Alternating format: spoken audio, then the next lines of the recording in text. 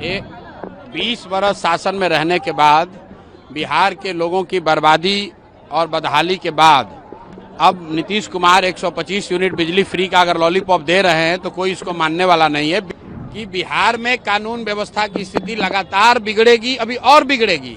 इसलिए बिगड़ेगी कि पूरा पुलिस प्रशासन तो शराब से पैसा कमाने में, बालू माफियाओं के साथ साठगांठ करके पैसा कमाने में, घूस लेने में लगा हुआ है। मोदी जी चौथी बार आ रहे हैं। हर बार पिछले 3-4 महीने से मैं यही कह रहा हूं कि मोदी जी को बिहार में ये बताना चाहिए कि हम लोग की शिक्षा व्यवस्था कब सुधरेगी।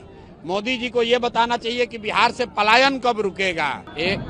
20 बरस शासन में रहने के बाद बिहार के लोगों की बर्बादी और बदहाली के बाद अब नीतीश कुमार 125 यूनिट बिजली फ्री का अगर लॉलीपॉप दे रहे हैं तो कोई इसको मानने वाला नहीं है। बिजली के विषय में जो समाज के लिए सबसे बड़ा इशू है वो है स्मार्ट प्रीपेड मीटर का, जिसकी वजह से हजारों परिवार अंधेरे में जी रहे हैं और प्रीपेड होने के वजह से लोगों का बिजली एक दिन भी अगर पैसा नहीं दिया तो कट गया। दूसरी जो समस्या है कि बिजली का बिल गलत आ रहा है।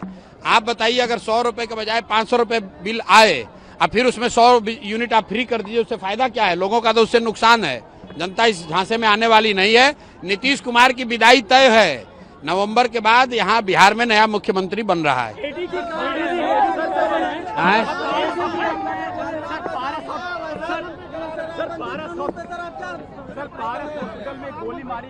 भाई देखिए, पारस हॉस्पिटल में जो गोली चली है, हत्या हुई है, अभी कल भी मैंने आप लोगों को कहा है कि बिहार में कानून व्यवस्था की स्थिति लगातार बिगड़ेगी, अभी और बिगड़ेगी।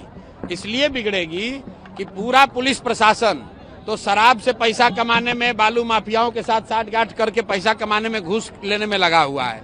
जितने मंत्री हैं, जितने सरकार के लोग हैं, वो ट्रांसफर पोस्टिंग में करोड़ों रुपए का उगाही कर रहे हैं। तो आप जब पुलिस वाले शराब और बालू से पैसा कमाने में लगे हैं तो कानून व्यवस्था का काम कब करेंगे? तो ये स्थिति न सिर्फ अभी बिगड़ी है, आगे भी बिगड़ने वाली है। सरकार का इकबाल खत्म हो गया है। नीतीश कुमार मुख्यमंत्री के तौर पर काम नहीं कर रहे हैं। उनकी शारीरिक मानसिक स्थिति ऐसी नहीं है। ये बात पिछले कई महीनों से मैं कह रहा हूँ। परिवार का मुखिया, सरकार का मुखिया ही जब अचेतन अवस्था में रहेगा तो निश्चित तौर पर यह स्थिति होगी। ये स्थिति और भयावह होने वाली है। किसान अभी इस समय जो होते हैं वो फ्री होते हैं, इसलिए अपराध बढ़ रहा है। अब एडीजे लॉ एंड ऑर्डर को अगर ऐसा लग रहा है कि किसान जो है वो फ्री है इसलिए अपराध कर रहा है, तो ये उस अफसर की मानसिकता को दिखाता है, सरकार की मानसिकता को दिखाता है और ये बताता है कि बिहार में स्थिति दिनों दिन क्यों खराब हो रही है। जिम्मेवारी लेने के बजाय, अफसरों पर कार्रवाई होने के बजाय अफसर समाज पर, किसानों पर, मजदूरों पर इसका दोषारोपण कर रहे हैं। पारस हॉस्पिटल में जहां पर ये हत्या हुई है वो कोई किसान जाकर थोड़ी ना मारा है। वीडियो जारी हुआ है, देख लीजिए। बाजाप्ता लोग 5 गन लेकर जा रहे हैं और जींस पैंट से और शर्ट से निकाल कर मार रहे हैं और एडीजी लॉ एंड ऑर्डर को किसान खेत में रोपनी करने वाला दिख रहा है तो उनको आंख की जांच कराने की जरूरत है। खान सर ने कहा है कि शराबबंदी की बात करने वाले लोग बेशर्म हैं।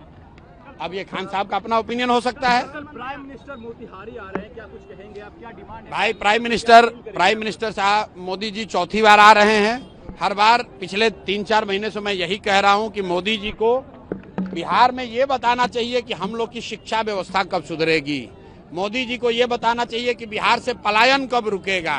मोदी जी को ये बताना चाहिए कि यहाँ रोजगार फैक्ट्री कब होगा ताकि बच्चों को गुजरात और महाराष्ट्र 10-12 हजार रुपए के लिए न जाना पड़े।